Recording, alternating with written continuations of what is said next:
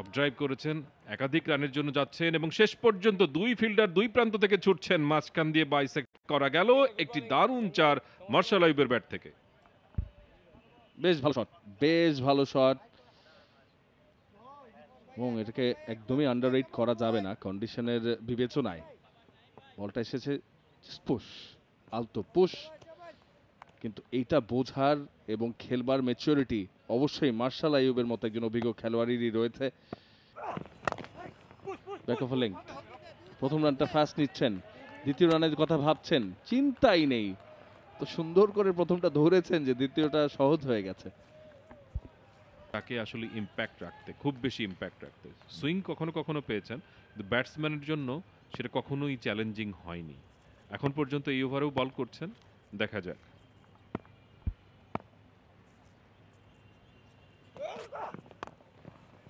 Angle করে বল Flick করে দিয়েছেন, দৌড়াচ্ছেন প্রথম রানটা ফাস্ট, সেকেন্ড রানের জন্য দৌড়ে আসছেন, থ্রো হয়েছে, কিন্তু he is super quick, super batting Marshall Ayub থেকে।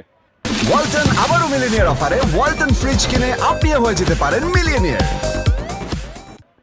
চমৎকার ব্যাটিং, চমৎকার ব্যাটিং, গ্যাপটা খুঁজে মারে কিন্তু যথেষ্ট জোর ছিল, ফ্লিকটা খুব আমরা দেখছি খুব গতিসম্পন্ন ছিল, কিন্তু ওখানে ব্যাকওয়ার্ড স্কোয়ার লেগ ছিল, ফাইন লেগ ছিল, দুজন ফিল্ডার ছুটছিল।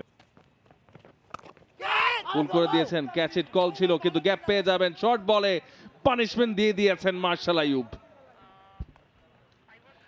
এই বলটা আমরা দেখতে পাচ্ছি আম্পায়ার আসাদুর রহমান খুব সহজে একটা বাউন্ডারির যে সংকেত সেটা দিয়ে দিলেন, সহজ বাউন্ডারি, ইনফ্যাক্ট তার জন্য পিক করাটা খুব সহজ ছিল।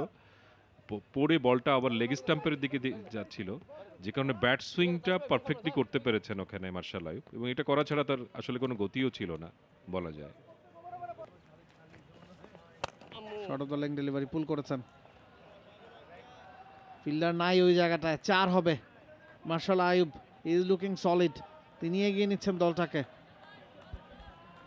শর্ট ডেলিভারি ছিল, আর মার্শাল আইয়ুব যেহেতু সেট ব্যাটার, অনেকক্ষণ ধরে ক্রিজে রয়েছেন এবং ভালো player against the spinners, so তাকে যখন আপনি এরকম একটা লম হক বল দিবেন, ফিল্ডার ডিপ মিড উইকেটে নেই, সো একটা চিন্তা থাকবে। শর্ট বল, তিনি বলবেন থ্যাংক ইউ, আসলে প্রেশারটা রিলিজ করে দিয়েছেন নাইম জুনিয়র নিজেই। ইজি পিকিং ছিল মার্শাল আইয়ুবের, বাউন্ডারির সাথে তিনি পৌঁছে গেলেন 49 রানে। নাইস ফুটওয়ার্ক, একটু দ্রুতই পড়ে নিতে সক্ষম হয়েছেন যে বলটা শর্ট, অন দ্য আপ খেলেননি, প্লেসমেন্টটা ভালো ছিল, ডিপ মিড উইকেট বা কাউকানা অঞ্চলে কোনো ফিল্ডার ছিলেন না। এবারে 50 পূর্ণ, 71 বলে 50 মার্শাল আইয়ুবের ব্যাটে, বাট তিনিও জানেন কাজ অনেকটা বাকি আছে। খুবই ভালো নক, খুবই ভালো নক, যে সিচুয়েশনে তিনি এসেছিলেন সেখান থেকে পার্টনারশিপ ডেভেলপ করতে চেয়েছিলেন তাইবুর পারভেজের সাথে, এর পরবর্তীতে শুভাগত হোমের সাথে একটা ভালো পার্টনারশিপ করেছেন, চান্সলেস একটা ইনিংস খেলছেন সোফার, স্পিনারদের এগেনস্টে ভালো ফুটওয়ার্ক দেখিয়েছেন। পার্ট এক্সপোর্টিং ক্লাবের অধিনায়ক স্লো ডেলিভারি দিয়ে শুরু করলেন মার্শাল আইয়ুব, প্রথম রানটা আবারও দ্রুত দৌড়াচ্ছেন, রানা আসছেন ফেরত, মিসফিল্ডিং এর কারণে পেয়ে যাবেন এবার তারা 2টি রান। ফিল্ডারের উপর প্রেসার দিলে কি হয় সেটাই আমরা দেখলাম। স্লো ডেলিভারি, আবারও ব্যাট চালিয়েছেন মার্শাল, ফিল্ডার আছে ডিপ মিড উইকেটে, ক্যাচ ধরে নিয়েছেন নাইম, এবারে ক্যাচটা নিয়ে নিয়েছেন, এবং আলাউদ্দিন বাবু খুবই দামি উইকেটটা, আজকে সবচেয়ে দামি উইকেটটা পেয়ে গেছেন মার্শাল আইয়ুব। অনেকক্ষণ ধৈর্যশীল ছিলেন যে মারবেন না, 1-2 কষ্ট করে খেলছিলেন, এবারে ভাবলেন যে একটা চান্স নেই, দুর্ভাগ্যবশত ফিল্ডারকে পার করতে পারলেন না।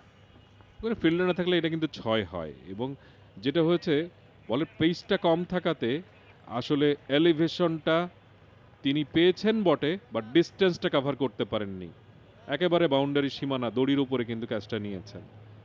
বলের পেসটা যদি আরেকটু বেশি থাকতো, কানেকশনটা আরো একটু হয়তো পারফেক্ট হতো, বলটা কিন্তু আরো বেশি ট্রাভেল করতো, সেক্ষেত্রে হয়তো 6 তিনি পেতে পারতেন। আলাউদ্দিন বাবু তিনি দ্বিতীয় উইকেট পেলেন, এবং খুব মূল্যবান উইকেট, 64 রান করে প্যাভিলিয়নে ফিরে গেলেন ওখানে মার্শাল আইয়ুব। তবে যে ইনিংসটি তার কাছ থেকে দল প্রত্যাশা করেছিল সেটা কিন্তু দিতে পেরেছেন। For more updates, subscribe to our YouTube channel and click on the bell icon. Follow us on Facebook and Instagram.